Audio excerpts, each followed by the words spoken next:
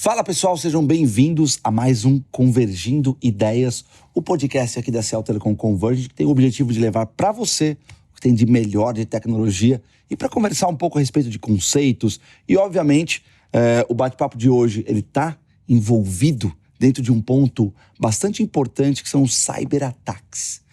Só que o mais interessante se é que eu posso dizer interessante, ou ao mesmo tempo perigoso, é que alguns cyberataques ou os cyberataques começam a utilizar inteligência artificial para se organizar esses ataques, por assim dizer. Mas, para trocar uma ideia a respeito de como os atacantes ou os hackers estão utilizando inteligência artificial para realizar seus cyberataques, eu trouxe e também de que forma que as empresas e as novas soluções estão se utilizando de inteligência artificial para se defender de cyberataques, eu trouxe aqui um amigo, Mr. André Carneiro. Tudo bom, Eric? Fala, André. Obrigado pelo convite aí. Eu que agradeço, cara. Obrigado por ter vindo aqui.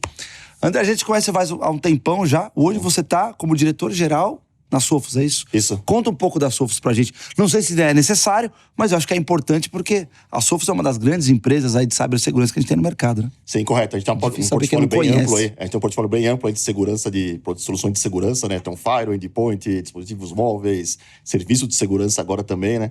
Já tô 8 anos aí nessa empresa, aí já te conheço mais quase 8 anos também já ali, né? Então tem uma jornada bem boa, a gente trilhou aí pelo caminho, né? É isso aí, cara. E a gente já queria trazer você faz um tempo aqui pra gente conversar um pouco a respeito de cyberataques, porque a gente ouve falar muito de ransomware, parece que o ransomware virou a palavra da moda quando você fala de cyberataque, mas tem muita coisa acontecendo aí. Inclusive, antes da gente começar o bate-papo, você já estava falando de algumas coisas que eu me assustei, como, por exemplo, o cyberataque on demand, né? Se por assim dizer. A gente vai chegar lá.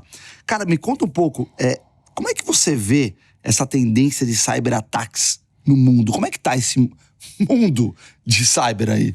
O ataque, eu tenho lá quase 23 anos de mercado de segurança, né? Todo ano ele cresce mais do que o ano anterior, né? Então a média ali, nos últimos tempos, até pós-pandemia ali, mais de 30% dos ataques ano contra ano, eles vão crescendo e vão ficando cada vez mais dificultosos ali para serem combatidos e cada vez mais especializado, né? Então, o crime, ele infelizmente, ele é muito compensador para quem realiza ele, né?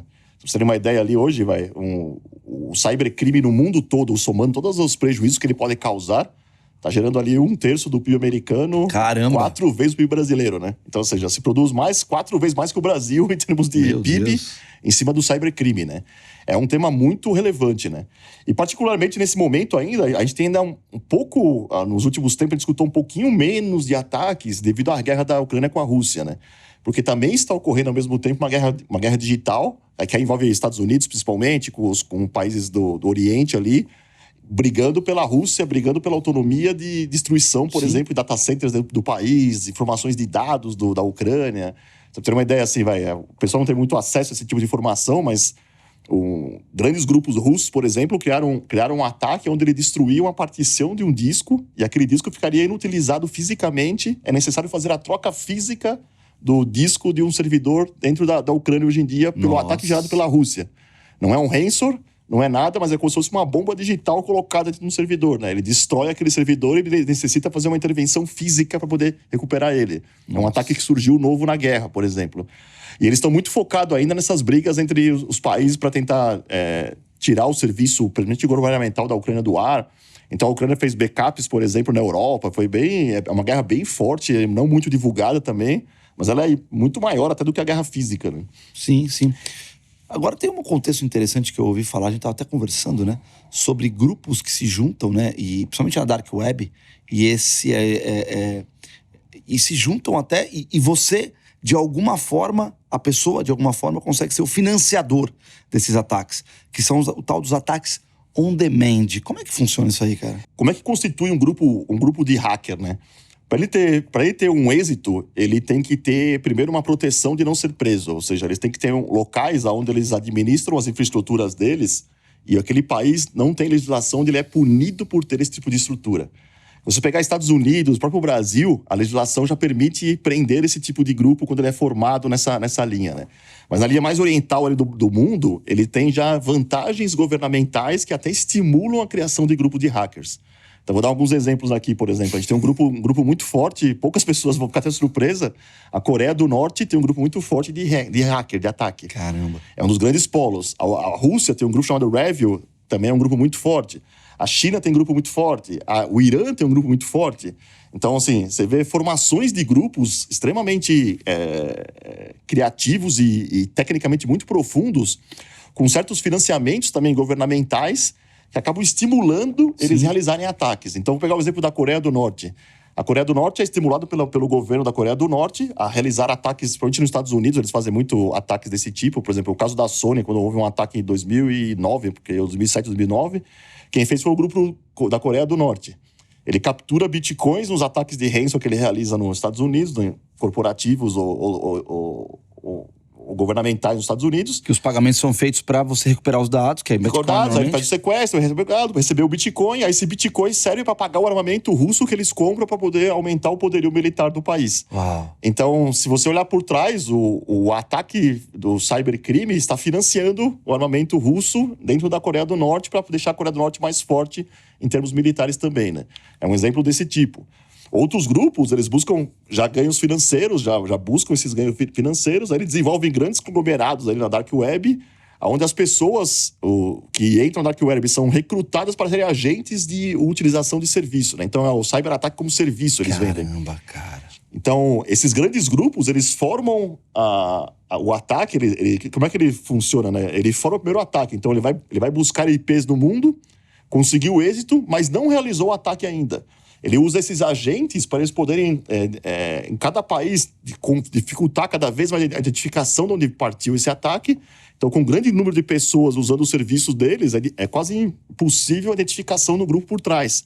Se identifica muito mais quem começou ali, e é muito difícil rastrear, então se espalha pelo mundo inteiro, vai trocando as transações ali. Então, o rastreamento é muito complicado de ser realizado, né? E quando é feito, eles estão em países que têm proteção de lei. Então, a Suécia é um país que tem uma proteção de lei muito forte, a própria Rússia tem uma proteção de lei muito forte contra o hacker.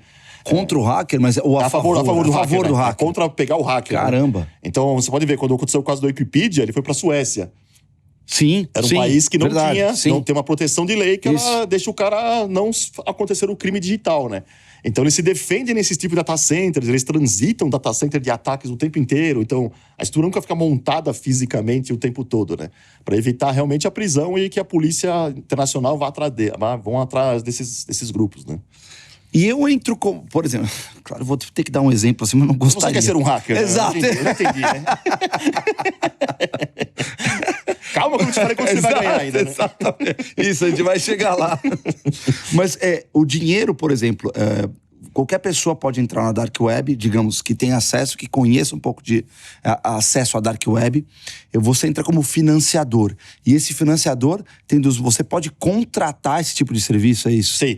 Existem várias modalidades de serviço que a gente pode contratar, né? Então, assim, eu posso fazer uma negação de serviço direcionada, eu posso fazer uma busca de IPs. DDoS, né? Posso fazer uma busca de ataques aleatórios por IPs, que eu nem sei que, sem querer, cair numa empresa brasileira ou não.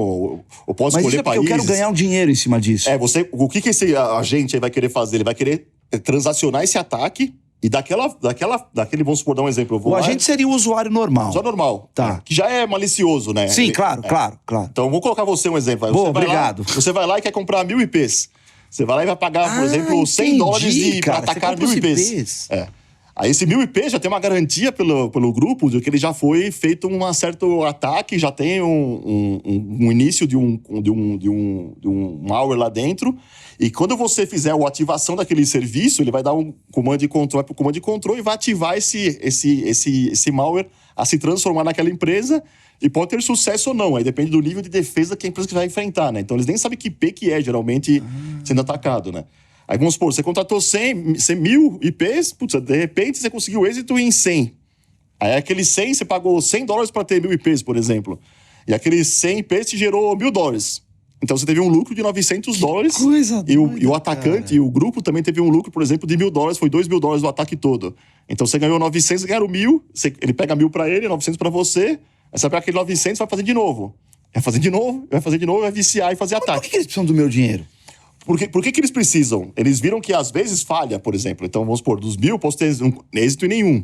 Ele não tem nenhum ataque. O que acontece? Como o número de IPs, o número de ataques são muito altos, para evitar a rastreabilidade e colocar agentes que fazem algumas funções básicas também no ataque, eles contam com esse recrutamento para essas pessoas auxiliarem a serem feitos no mundo inteiro, o tempo inteiro. Então imagina que se 10 grupos aí tivessem que fazer tudo, eles não teriam braço para fazer isso o tempo inteiro, né? Eles recrutam pessoas, então. Então eles recrutam pessoas, incentivam elas na lucratividade como serviço para poder fazer aquilo e ao mesmo tempo lucram muito com esse serviço de venda também que são realizados, né? Então eles focam que os grandes hackers deles, eles se focam nos grandes ataques, em grandes companhias, em abrir essa malha para o mundo vender como serviço. Então eles têm classes que eles vão subdividindo e poder fazer um ataque desse tipo, por exemplo, né? Quais são os ataques que estão... a gente fala muito do ransomware. Hoje é o ransomware realmente o maior problema para as empresas, em linhas gerais? Sim, por quê? Porque, infelizmente, se paga muito resgate. Então, o mundo inteiro paga muito resgate. Então, pra você ter uma ideia, a gente faz uma pesquisa na Sophos aí anualmente, há mais de 4 ou 5 anos ali. Esse ano, por exemplo, a gente pega no começo do ano ali, janeiro, fevereiro e março, ali, esses dados com essas empresas. As empresas brasileiras reportaram o maior recorde de pagamento de resgate da história. 58% de quem foi atacado pagou resgate. Isso numa pesquisa que a Sophos fez. Sim. Tá. Então cresceu muito, né? A gente está acima da média mundial, está pagando muito resgate. Então o que acontece com esse dado, né? O criminoso ele começa a apontar cada vez mais para países que pagam resgate. Se pegar o Japão, por exemplo, o Japão acho que é 28% de pagamento. Poxa. Então ele não vai... Por que eu vou fazer no Japão um ataque se no Brasil se paga muito mais, né? Então eu vou atacar redes que são muito boas pagadoras, né?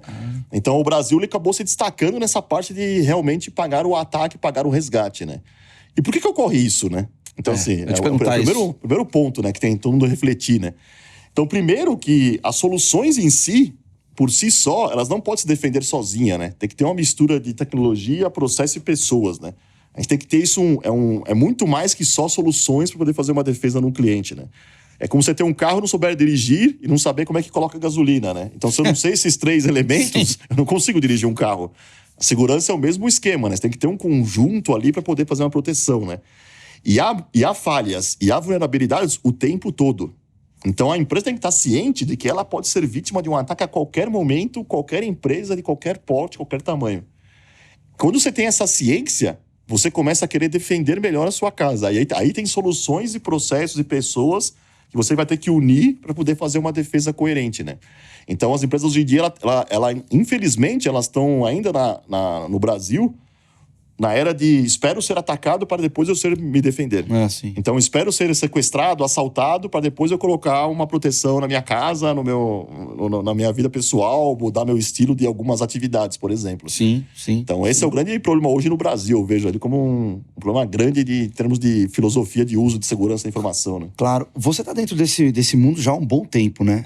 23 anos. Né? Como é que você está vendo esse investimento em segurança aqui no Brasil? Ele está melhorando conforme a gente vê? Porque assim, você está dizendo que o Brasil provavelmente é um dos principais alvos quando a gente fala de ataque. E eu imagino que isso obviamente deve vir, como você mesmo falou muito bem, a falta de preparo muitas vezes das empresas, a falta de investimento nesse tipo de tecnologia. A gente vê grandes laboratórios, inclusive, que foram atacados aqui no Brasil, que dão um prejuízo milionário. Como é que você vê isso aqui, especificamente no nosso país? A pandemia, ela trouxe um avanço muito forte para a área de segurança. Dá para ver bem nitidamente ali 2020 para trás e 2020 para frente, né? Então, por que as pessoas viram, né, que pode acontecer algum fato catastrófico que vai fazer eu modificar meu negócio e vai fazer eu colocar pessoas em casa, não vai ter mais circulação de pessoas na rua, eu tenho que aumentar a defesa dos meus funcionários, eu não tenho mais controle de onde eles ficam. Aquilo acabou levando à ampliação do conceito de segurança também, né? Ao mesmo tempo, grandes ataques, por exemplo, como o WannaCry, quando ocorreu, eles também levaram ao executivo identificar: opa, eu posso ser um alvo de um ataque global, eu posso ser um alvo de um ataque local, eu posso realmente... Essa realidade não é tão distante do meu dia a dia, né? Mas o principal fator que, infelizmente, as empresas não reportam, também esse estudo indica, 78% das empresas entrevistadas foram atacadas no ano passado. Então, assim... as empresas estão sofrendo ataque o tempo todo agora já. Elas têm ciência de que elas estão tomando ransom, elas identificaram que isso daí realmente atrapalha o negócio, né? E aí vem um fato, por exemplo, quando eu converso, por exemplo, com um executivo, um CIO, por exemplo, de uma empresa, um CEO até, na verdade, ali, que ele tem menos conhecimento de tecnologia, A primeira pergunta que eu faço para ele é quanto tempo um negócio dele pode ficar parado? Quanto tempo você pode ficar sem a sua empresa transacionando, né? E a maioria responde 15 minutos, 20 minutos, meia hora. Ele não vê mais que meia hora como um tempo que ele pode ficar parado, né? E param-se empresas um dia, uma semana, um mês, 2 meses. Ou seja, o prejuízo financeiro ele é extremamente elevado. Por exemplo, o caso do laboratório que foi atacado, por exemplo, ele tá na Bolsa de Valores, né? Então ele é obrigado a colocar isso publicamente no balanço quando ele é atacado. Foram 29 milhões de reais de prejuízo durante o cara tem que pôr no balanço. Verdade. É americano também, brasileiro também, né? Então eles têm que apontar no balanço o ataque, apontar o prejuízo que levou e quanto aquilo leva, né? Então, você vê, um ataque levou 29 milhões de reais de um prejuízo, não só pagando o que ele gera, mas o quanto ele deixa disponível aquele processo todo, né? E quanto aquele risco traz para a imagem, quanto o risco traz para o processo, né? A gente vê, por exemplo, no mercado, muitas empresas, inclusive, chegam a quebrar e falir em virtude de tanto ataque de ransomware que ela está tomando. Nossa. É um outro caso também que é bem Quer real, dizer, tem reincidência, cara. Reincidência, porque o que acontece? O hacker entra, faz o ataque, vamos supor que eu paguei o resgate. Sim. Ele dá um tempinho, dá aquela relaxada, depois ele fala assim, eu já sei como entrar nessa empresa, daqui 3 meses eu volto, 6 meses eu volto e faço de novo. Nossa, Ele não fechou as portas que eu podia ter entrado. O grande intuito de quando se recebe um ransomware é eliminar o hacker dessa rede. Não só o ransomware, mas também o hacker que entrou. Sim. E como é que ele entrou, qual foi o caminho que ele buscou, identificar esse tipo de risco, né? E aí, infelizmente, nessa parte, eu ainda vejo o Brasil bem distante da realidade, por exemplo, americana, que é muito mais forte em termos de identificação e anúncio de que foi atacado, né? Então, se notifica muito mais, as empresas se correlacionam muito mais em debates, em discussões, né? Cara. E aqui fala muito pouco, né? Ninguém levanta a mão que foi atacado. Eu posso falar uma palestra. Quem foi atacado aqui? Ninguém levanta. Aí eu falo, 78% aqui eu sei que foi, né? É verdade, cara. E aí a gente tem um outro contexto que também talvez esteja ajudando a dificultar ainda mais a vida das empresas nesse quesito, que é a IA. Né? Sim. De que forma que o atacante, esses grandes grupos, seja lá quem for, tá utilizando a IA para ser mais bem sucedido nos ataques? É um jogo de gato e rato, né? Então, assim, os dois lados acabam tendo o uso da tecnologia artificial para poder defender e atacar as redes, né? Então, o atacante, o que ele faz, né? Ele começa a colocar atividades que ele fazia antes manualmente, automatizadas. Então, por exemplo, eu preciso fazer descobertas, ataques, scannings, fazer scripts, executar scripts em máquinas. Isso tudo ele está usando a inteligência artificial para poder fazer aquele processo de ataque ser conhecido, né? Que seria um monte de gente necessária e talvez ele faça mais rápido. Ele monta uma base, por exemplo, ele monta uma base de ataques e aquele ataque ele vai testando aquela base, aquelas técnicas que ele fez a primeira vez manual, ele vai colocando aquilo automatizado e vai testando nos clientes do mundo inteiro. Então ele acaba alimentando uma base própria, onde ele vai colocando os ataques e vai criando uma massa de inteligência para saber quem é vulnerável àquele tipo de ataque que ele está gerando, né?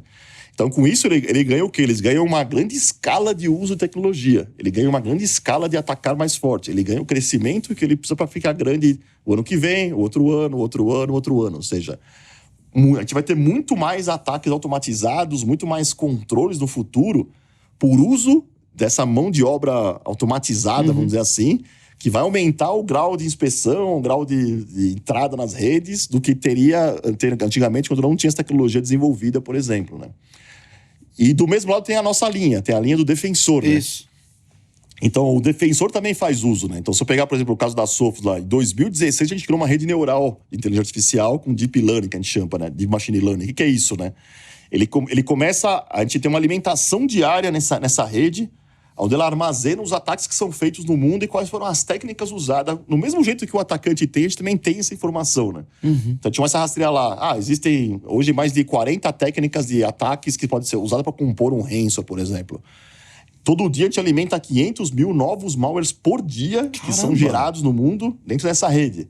Essa rede vai lá e aprende como é que são esses ataques e desce isso para tecnologias nossas de utilização. E o que a empresa fez, a Sophos fez, o mercado também fez em si, né? Ele começou a ver que aquela carência entre processos, pessoas e tecnologia era muito alta. Então, vende-se soluções de tecnologia para as empresas, elas gastam fortunas com as soluções, elas colocam no ar, mas espera aí, eu não tenho quem gerencie. Eu não faço isso 24/7, eu não tenho operações disso. Aí, por exemplo, a Sophos foi lá e criou o MDR, que usa tecnologias também de inteligência artificial para poder instruir os operadores que são humanos a fazerem defesas dentro de redes de clientes que usam a solução. Então, é um CCO que vocês têm? Sim. Então, é um exemplo prático, por exemplo. Uma empresa que tem uma solução de MDR implantada, ela tem uma inspeção 24 horas por dia sem parar para poder monitorar e verificar aquela rede, verificar um acontecimento. E se de repente entrou um ransom novo, o analista que está recebendo esse caso, ele começa a ter um banco de dados de informações daquele ataque que já ocorreu, que já sabe como é que é. Ele tem informações de como combater ele, de como bloquear, do que ser feito, do que ser inspecionado, qual que é a característica. E aquela base se alimenta o dia inteiro. Toda hora tem bases novas de conhecimento gerando para esse lado de defesa. Mas, infelizmente, também tem para o ataque, né? Pois é. Então, os dois grupos trabalham no mesmo mecanismo, eu diria assim, né? Cara, você falou cerca de 500 mil malwares. Malwares novos por dia criados, né? Cara, mas isso é exponencial? É exponencial. Eles vão assim, por quê? O que acontece com um ataque, né? Um ransom, por exemplo. Como é que cria o ransom? Vou criar o ransom Eric hoje. O que é o ransom Eric? Eu tenho lá 40, 45 técnicas que eu vou explorar, por exemplo, um servidor, uma máquina. Eu uso 2, 3 técnicas, 4 técnicas dessa para poder explorar aquela máquina. Eu descobri que aquelas 4 técnicas combinadas, elas vão me dar acesso, por exemplo, a entrar num servidor que tenha uma solução de Windows Server 2018. Sem suporte, sem mais nada. Sem mais suporte, o Service Pack está vulnerável, atualizado. Então, esse ransom meu vai fazer o ataque a servidores do Windows 2018 com o Service Pack 1. Aí, o que é feito? Eu criei o ransom Eric com 4 técnicas, eu vou lá e vou fazer esse ransom atacar essa máquina. Como que ele entra? Como é que ele entra? Aí eu posso ter vários mecanismos de entrada. Então, por exemplo, com um e-mail, com um link malicioso, com acesso web, por um pendrive, por entradas de terceiros. Sempre pessoas. Com malware. Tá se valendo de pessoas. Com malwarezinho diferente, que depois eu vou transformar ele, que não é tão ofensivo no começo, mas ele vai se transformar num cara ofensivo no final. Então ele não entra direto um ransom numa rede. Ele entra um malware mais light, que a gente chama, e esse daí vai se transformando e virando um grande monstro no final, né? Ele fica meio que inativo, não sei se é bem inativo, mas ele fica meio que hibernando e conhecendo a rede, né? Hibernando e conhecendo. Então ele fica lá, ele testa, por exemplo, se o endpoint detecta ele ou não, ele tenta deslocar lateralmente, ele tenta buscar o backup da empresa. Porque acontece. Olha isso. Qual que é o grande nível de ataque hoje em dia, vai? A gente instalou lá um ataque numa empresa, essa empresa tem o backup na rede. Ele achou os servidores financeiros da empresa, achou a rede de servidores, achou os sistemas em nuvem que a empresa utiliza. Sim. E achou a rede de backup. Aí ele se infiltra. Na hora que ele vai fazer o ataque de uma vez, ele vai disparar tudo ao mesmo tempo. Ele vai falar assim, vamos aplicar o ransom nesse instante. Já está lá há meses, até 2, 3 meses dentro da rede. Sim. Aí ele aplicou o ransom em tudo, ele inclusive no backup. Nossa! Aí nessa hora vem o desespero, igual você tá agora, aquele desespero que tem. E aí a pessoa fala assim, financeiro, precisamos conversar. Assim, eu preciso pelo menos de 500 mil reais para poder voltar a chave. E aí reza para voltar, porque em 1/6 das vezes eles não devolvem a chave quando você paga o resgate. Sim. Reza pra voltar. Eles não devolvem? Alguns casos não. Aí assim, existe uma ética do atacante, né? Isso, é isso que eu ia perguntar. Tem essa ética aí mesmo. Né? São éticos também, né? Se receber, devolve, né? Mas aí aconteceu depois, agora tá caindo de novo, né? Mas há um tempo atrás começou a não trazer a chave, né? Sim. Não sabe. Então, caramba. O cara pagava e a chave não vinha, né? Era 2 problemas, né? Primeiro que você foi colocado o ransom, segundo que você foi ludibriado pelo atacante, né? E aí o cara dobrava o valor. E aí você paga ou não paga? Não pagou a primeira, vai fazer a segunda. Então, realmente é um cenário de caos na hora que acontece, assim, né? E as pessoas não estão preparadas. Elas não têm mente policial, elas não têm mente investigativa. Psicológica pra ter uma decisão de curto espaço de tempo, né?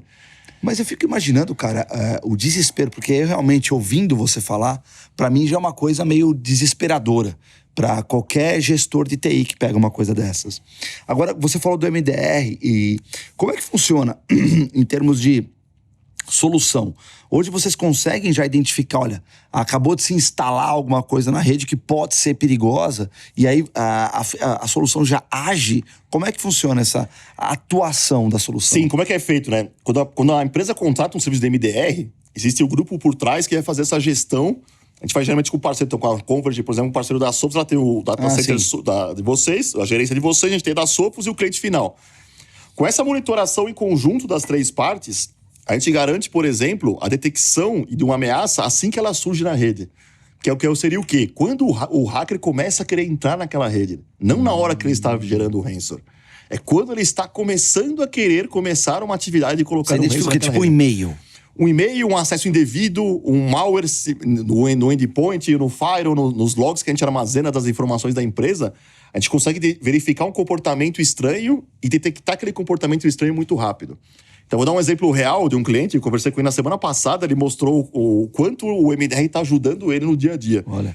Ele estava ele estava na matriz dele, aí o pessoal fazia acesso à nuvem, aos dados deles normal, e um dia ele fez uma convenção em outra cidade, e as pessoas que mexem foram para a convenção, e uma das pessoas que estavam na convenção, ela fez um acesso remoto para acessar um serviço e fazer o acesso. Abriu um corredor ali. Ele falou que demorou 5 minutos, veio um case de notificação de que havia uma tentativa de uso do sistema por uma localização não conhecida. Só por ter aberto um acesso remoto. Aí ele olhou e falou assim, mas a gente tá aqui, quem abriu agora? Fui eu. Ele falou assim, putz, é realmente uma conexão nossa, obrigado por me avisar.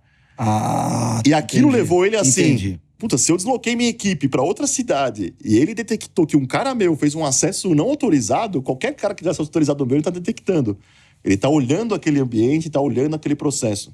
Teve um outro também que ele mostrou um caso, por exemplo, o início de uma tentativa de intrusão numa filial dele com sistemas vulneráveis que ele tinha naquela filial e nem sabia.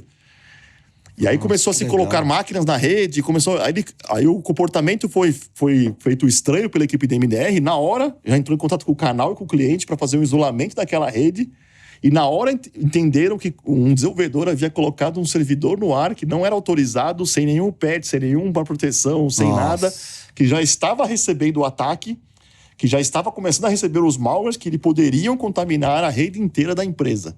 Nossa. Então houve um fechamento muito rápido, isolando aquele início de incidente e levou a não ter um ataque de ransomware rolar na empresa inteira. Provavelmente se ele não tivesse MDR, ele até fala assim, se eu não tivesse MDR, eu ia demorar uns 20 dias para ver que alguém tentou conectar alguma coisa na rede e fez um ataque, né? E como é que você vê para o futuro, assim, com todo esse contexto, cara, que a gente colocou, e são dois exércitos brigando constantemente, né? Inteligência artificial do atacante e do cara que quer proteger, da solução protetora. Como é que você vê o futuro disso? Tanto do ponto de vista de ataque quanto de defesa. O futuro ele é bem nebuloso, eu diria. Por quê? Quem não fizer um progresso de defesa, ele vai ser atacado mais forte. Então a gente já vê, né? Com os números que eu passei aqui hoje, por exemplo, 78% atacado a mais. Pra você ter uma ideia, hoje um ransomware, a cada 14 segundos no mundo, a gente tem um ataque de ransomware rolando. Nossa senhora. Isso deve cair para 7 segundos, 5 segundos, 3 segundos no futuro. Então vai diminuindo esse tempo. Hoje é 14 segundos que acontece o ataque no mundo. Esse número vai começar cada vez mais a cair, né, na verdade. Ou seja, cada vez mais as empresas vão estar suscetíveis a ser atacadas. E aí, quem não transformar a defesa e ficar no modelo atual de defesa, do jeito que está fazendo, infelizmente vai morrer. Por quê? Não é só renovar uma licença que eu estou protegido, não é colocar um firewall eu estou protegido, não é colocar contratar coisas só que eu gastei 1 milhão ano passado de licenças. Cara, pode não adiantar nada isso. Você tem que migrar também para que... a gente até fala internamente, muito nas SOPs, né? A gente está entrando numa era agora chamada cibersegurança como serviço, né? Uhum. Então vamos fazer a analogia de novo. O atacante, no começo da conversa, faz serviços para terceiros. O fabricante olhou e falou assim, preciso fazer serviço para as empresas. Preciso também colocar meus especialistas de defesa para defenderem eles. Então a indústria ela começou a entrar também como segurança como serviço, né? Então o MDR é um exemplo disso, né? A gente tem uma equipe de detecção e resposta com alto conhecimento, conectada a uma rede com alta capacidade de inteligência para defender clientes contra ameaças e ataques que provêm desse outro lado, né? Então o mercado ele vai começar a transformar, que o serviço de segurança vai começar a crescer cada vez mais para poder realmente proteger para proteger esses casos, né? Só que entra naquele ponto. E quem não entrar nesse mercado, e quem não fizer essas migrações, e quem não se transformar em termos de defesa, vai acontecer com ele, vai ser muito mais fácil atacado. Sem dúvida. Então a gente vai ver esse aumento nos próximos casos ali ficar muito grandes, né? E um outro fator que eu vejo também, que deve ocorrer no mundo, é quando finalizar a guerra da Ucrânia contra a Rússia, a gente vai ter um aumento muito grande de ataques, de novas ferramentas, de novos ataques que foram desenvolvidos na parte militar, que vão se converter para a parte corporativa. Então, os testes que eles estão usando, os modelos que eles estão fazendo, isso daí vai se alimentar também para aumentar o grau de exigência nos ataques que estão sendo feitos hoje, né? Então, a gente deve ter uma piora da técnica também, deve ser mais difícil ainda o combate ao ataque no futuro também, né? Sem dúvida. André, cara, que bate-papo legal, minha nossa. E é interessante a gente... uma coisa importante, né? Você acabou de falar no início da conversa que, na verdade, acabam pegando vários IPs. Quer dizer, se a gente falar do ponto de vista de empresas, qualquer uma que pode ser atacada. Da menor à gigantesca. Eles não sabem exatamente quais são. Pode ser uma pessoa física ali, um médico, um personal trainer, uma empresa de 200, 300 milhões, mil funcionários, por exemplo, ali dentro, o faturamento. E os grandes ataques também, isso é interessante também, né? Quando esse grupo faz ataques dele mesmo, sem agentes, ele busca grandes empresas. Então, o que ele faz? Empresa que tem capital em bolsa de valores, empresa que tem grande faturamento, um número pequeno de funcionários. Eles também olham muito para essas empresas agora porque ela tem dinheiro, ela tem recurso. Então, a média, a empresa média, ela tem um problema maior ainda. Uma empresa média rica, ela tem muito dinheiro, pouca pessoa e pouca gerência. Então, esse é um cara que eles olham com grande carinho ali para tentar uma extorsão. As empresas estão rampando, né? Estão rampando e é um cara que ele olha e fala assim, opa, ali deve ter um pagamento de resgate mais efetivo, né? Boa. André, cara, obrigado por ter vindo aí. Cara, eu sinceramente, foi um dos grandes bate-papos que a gente teve aqui. Porque eu costumo dizer, cara, quando me traz informações, pelo menos a mim, que pra mim foram interessantes, que pelo menos me agregou, eu tenho certeza que deve ter sido super interessante pra quem tá assistindo. Porque, cara, quantas coisas novas que a gente trouxe, que você trouxe.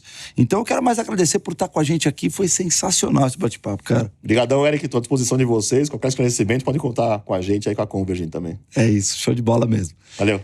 Gente, obrigado, é isso. Acho que a gente tá conversando aqui, como o próprio André falou, essa guerra da Ucrânia e da Rússia ainda vai dar o que falar, digamos assim, porque estão sendo feitos vários testes durante esse período, que provavelmente, em algum momento, como o próprio André falou, isso vai se reverter para o mercado corporativo, digamos assim, que normalmente são as empresas que são as mais atacadas. Então, acho que vale a pena se compartilhar esse tipo de informação.